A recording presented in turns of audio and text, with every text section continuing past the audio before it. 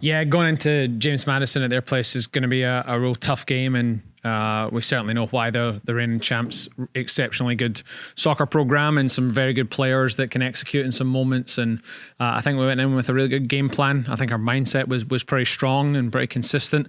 We had a good travel, good training session the day before, and started off really well, scoring early on to go up a goal against them. And similar to the Texas State game, maybe scored a little bit too early, and then you got to, hold on to that mindset for the next kind of 60, 70 minutes that you're up 1-0 against a top team in the conference. But we had a couple of slip-ups in the first half, and they've got some key players. I mean, Jenny Lackey, reigning player of the year, scored to tie the game shortly afterwards, and then it leveled into it. So I think going into the second half, making sure that we were trying to stay pretty solid and limit their chances.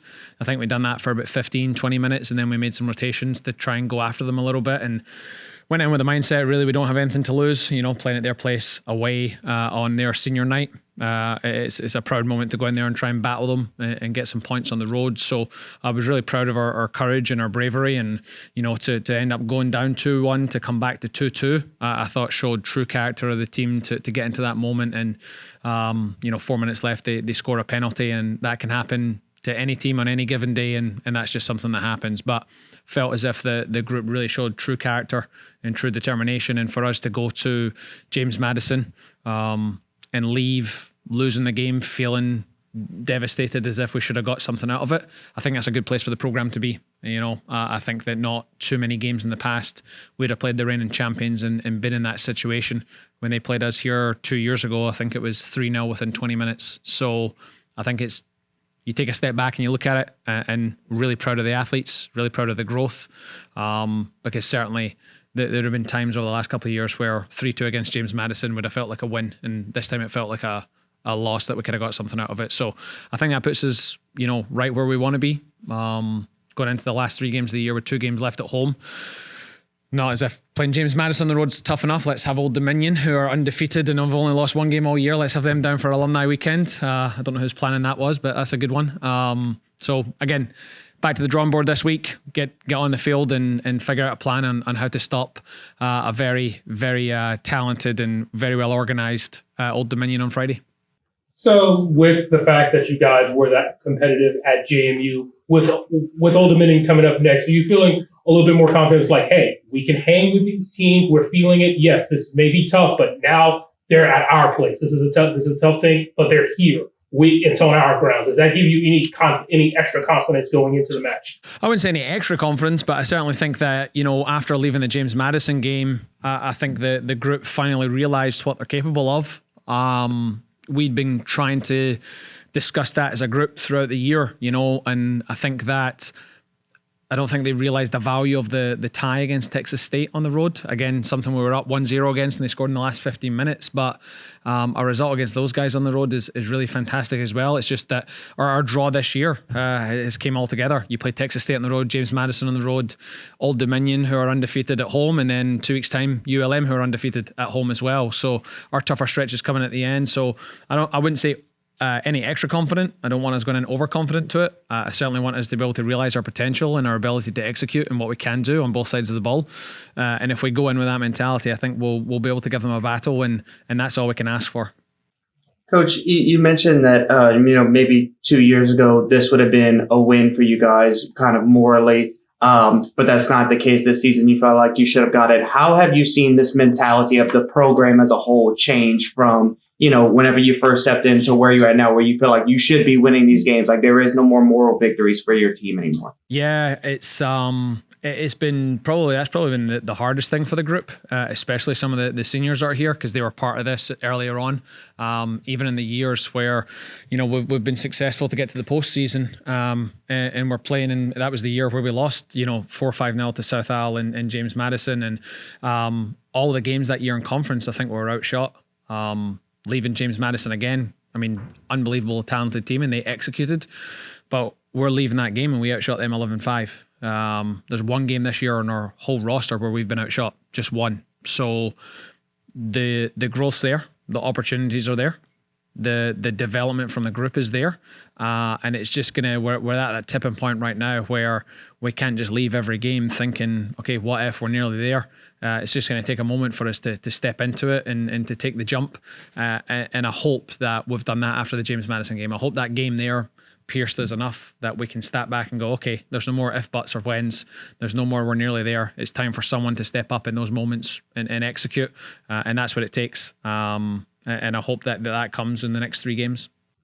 I may have asked you this last week, but these 3 last matches are all spaced out. You've got like almost a full week in between. Does that help at this time of year? Absolutely, yeah. I think that being able to stay fresh at the end of the year is really pivotal. I know we discussed this last week. Our squad's healthy. We don't have any injuries. We're all available, which gives us even more depth.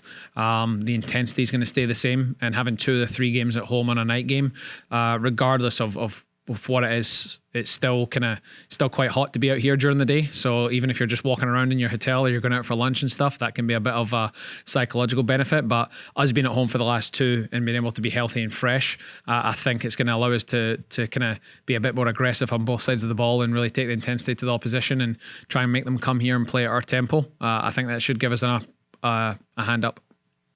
What was kind of your breakdown and your assessment of the penalty kick towards the end? Yeah, I mean, it was just it was a poor decision. I don't think we had to go to the ground. I see why it happened. I really do.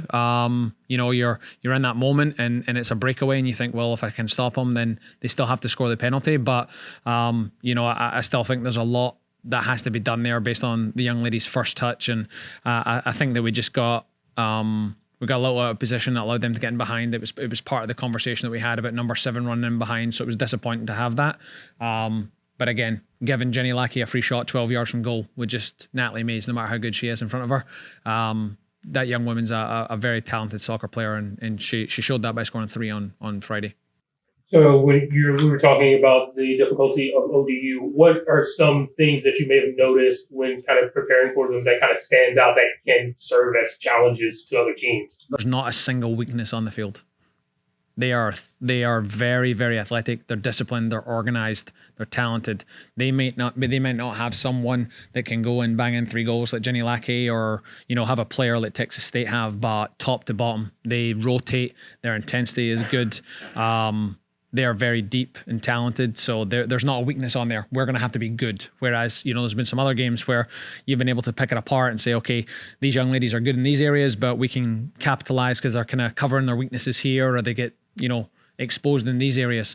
ODU don't. ODU and us are pretty similar. Looking at them, I think they've outshot every single opponent they've played this year. We're the same but one.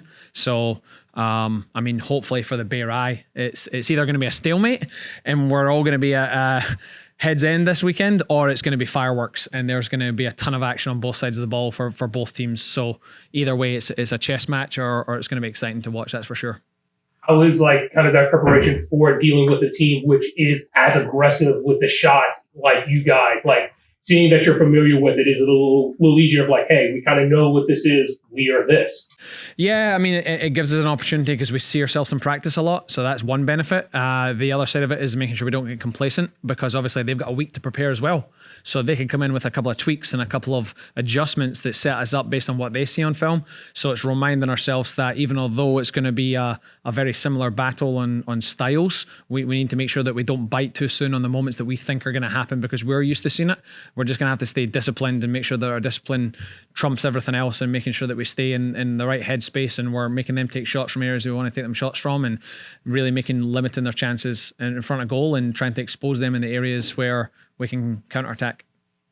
How difficult is it to kind of prepare for a team like that with your play style? You are a very aggressive team. You take a lot of shots as well. How do you kind of balance that with hey, they're going to come at us. We got to make sure we don't give up any freebies, but still staying aggressive on the offensive end for your squad as well? It gives us a chance to flip the narrative. So again, James Madison, we went up 1-0. Texas State, we went up 1-0. There's a lot of teams that we've went ahead on. So the conversation this week is it could be the different. We could be the team going back. So now we get to capitalize on the opportunity that they may be complacent. They may sit back after they go up a goal. So making sure that we take the game for the full 90 minutes and don't get caught up on whatever happens during it.